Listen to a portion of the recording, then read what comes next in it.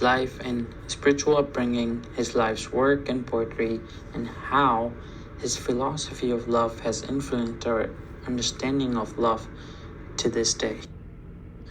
Rumi was born Maulana Jalaluddin Balkhi on September 30, 1207, in the mountains of Khorasan to a Muslim family in what is now present-day Afghanistan.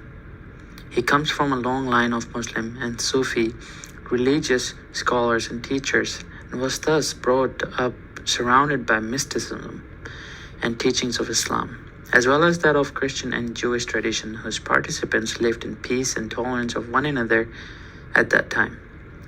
In 1215, Genghis Khan invaded the Muslim Empire at a weak moment in which there was great division within Muslims sect, leading to a complete destruction of the city of Balkh, from which it has never fully recovered.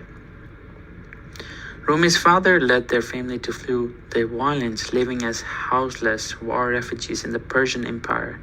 Eventually, they found refuge in Anatolia in the city of Konya in present-day Turkey.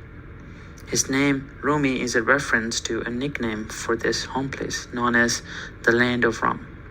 Rumi received education in Aleppo, Syria, and studied theology, philosophy, and the traditional legal codes of Sunni Islam.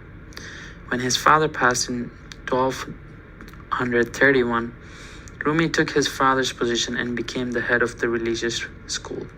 Through this, he underwent a 10-year discipleship under his father's friend and disciple Burhuddin to become a spiritual guide for the local community. In addition to this, he had a family of two children with his childhood sweetheart, Gowar Khatun.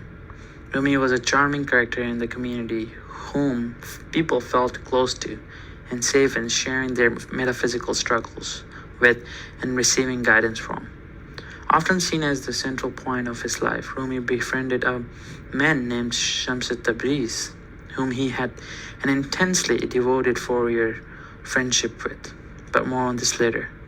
Following the disappearance of his friend, Rumi turned to poetry and wrote extensively in the following years. He is also credited as creating the dance of whirling dervish. His magnum opus is a 6-volume poem called Masnavi, which is considered to be his personal work of spiritual teaching and application of the Quran. He himself described the poem as the roots of the roots of the roots of the Islam religion. He dedicated 12 years of his life to this work and fell ill and passed on December 17, 1273, shortly after the work was finished.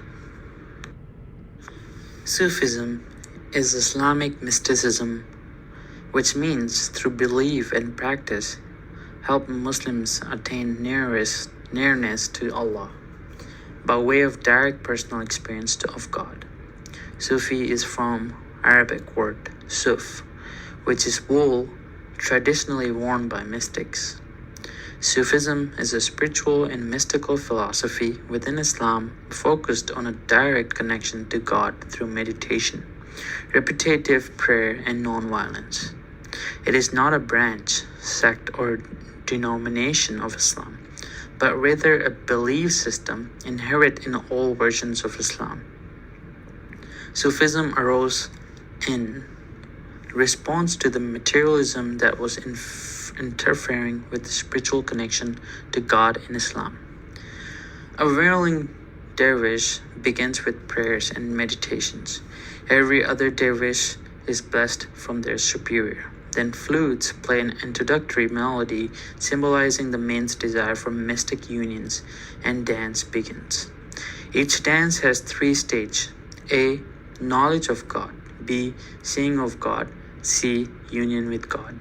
Conical hats represent tombstone, jacket represent the grave, and the skirt they wear represent funeral shroud, which is a cloth that is wrapped around a dead one. As dervish begin to dance, they remove their jacket to show that they are cutting earthly ties and escaping from their graves. Then raises their right hand in prayers and extend left hand to the floor. This gesture means what we receive from God we give to the men. We ourselves possess nothing. Their turning around represent the rotation of the universe in the presence of God. Sometimes they would turn around for 6 or 7 hours at a time. Their careful footwork and deep concentration makes them feel no dizzy. Some of the chanting zikr they say is La ilaha illallah, which means no God but Allah. There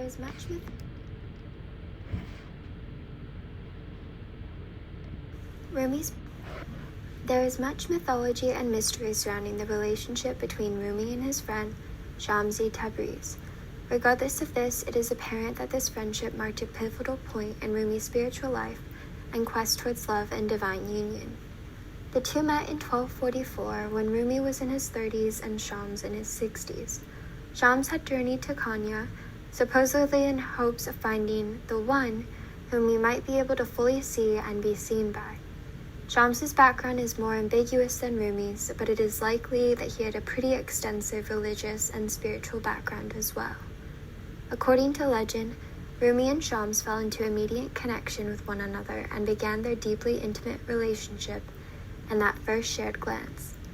From then on, the two would go on extended spiritual retreats with one another, likely practicing eye-gazing, questioning their base spiritual education, and debating Quranic passages. However, it is unknown what exactly occurred during these trips between the two friends, which has largely led to the suspicion that the two were in a romantic relationship, though the suspicion is largely inspired by the romanticization of Rumi's words by Western eyes. This deeply intimate friendship incited a new depth of spirituality and love in Rumi. The Rumi adored Shams, literally beholding the divine through his gaze. Shams was not warmly welcomed into the general community. He was a difficult character to be around, causing public disruptions with his nonconformity, and incited so much jealousy in Rumi's disciples that they frequently ran him out of the city. During these stints of disappearance, Rumi would be heartbroken and forlorn, helplessly writing thousands of letters in hopes that they would find Shams and bring him back. Because of this, the intended audience of much of Rumi's poetry is rather not you, but him, Shams. Shams not only urged Rumi to question conventional wisdom and religious texts, thus expanding his spiritual knowledge, but also exposed Rumi to a new level of depth in love, a depth that could enable one to behold the divine. Rumi's poetry largely explores the Sufi idea of self-annihilation, in which an individual undergoes a sort of ego death and is reborn into the infinite collective ocean of the divine. He views union with the divine as the purpose of all religions and the ultimate goal of one's life. He sees not only the heart as a mirror of divinity, but also the face of all other beings. This belief flows into Rumi and Shams' practice of holding one another's gaze for extended periods of time, an effect which slowly melts the individual's ego into a sense of absolvement into the other, ultimately leading one to be able to behold the divine, literally in the eyes of another. Here, two consciousnesses melt into one, and here one feels in union with the divinity in all. This practice brings the ideal of self-annihilation into an accessible action that one can do whenever and with whomever. This practice is not the only means to achieve divine union, nor does it necessarily hold long term. As our gaze averts away from the other, we naturally fall back into a more individualistic and egoic perspective. To hold the state of union, Rumi also led a life of intentional humility in his effort to come close to God. He observed distinctions between partial knowledge, that being externally derived, versus what he observed to be universal knowledge, which is internally intuited in conversation with divinity. Nevertheless, he recognized a need to begin on humble mortal terms, by first seeking guidance from a teacher. Rumi says, quote, "From beyond intellect, beautiful love comes, dragging her skirts, a cup of wine in its hand. And from beyond love, the indescribable one, who can only be called that, keeps coming." A natural spiritual progression thus follows, one humbly seeks wisdom through guidance, attains the depth of love, and beyond this comes to know and hold the divine, the universal wellspring of love and truth. Rumi is the best-selling poet. Rumi is the best-selling poet in the US, despite having a cultural and religious background that has been repeatedly demonized in the West. He is popular amongst the religious, agnostic, and atheist alike, where he is viewed as a pure mystic, devoid of religious influence, having come to know universal truths about love and being through himself alone, and despite his upbringing, rather than because of it. This is false. His poetry reflects his extensive spiritual training in a number of traditions, though mostly that of Islam and Sufism, as he expresses the freedom and fulfillment achieved in absolving one's individual ego into complete and total union with the divine.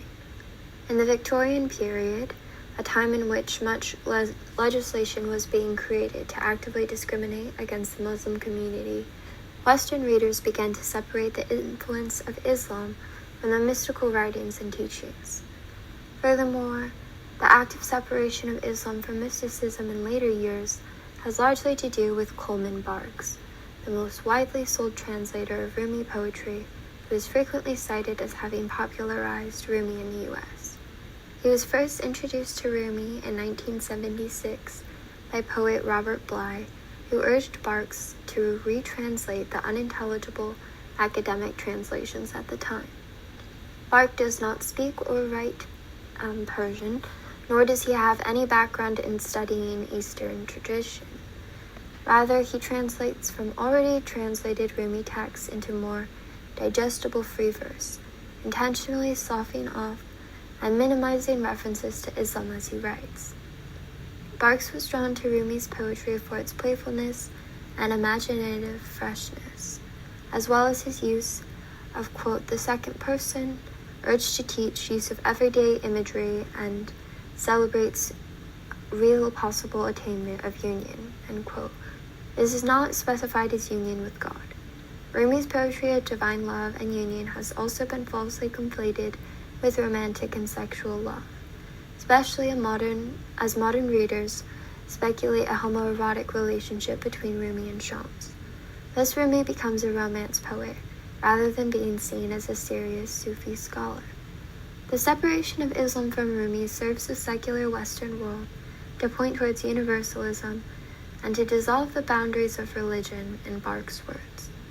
It is also incredibly convenient to point to seemingly secular poetry to reveal truths about love, without the burden of a god, thus confusing the meaning to falsely claim that Rumi was pointing to romantic love as the path to spiritual fulfillment and ontological rootedness. Nevertheless, Rumi has persisted as a prominent figure in love, and most all of us have likely read his lines of poetry, whether intentionally or not, and have heard it in common conversation.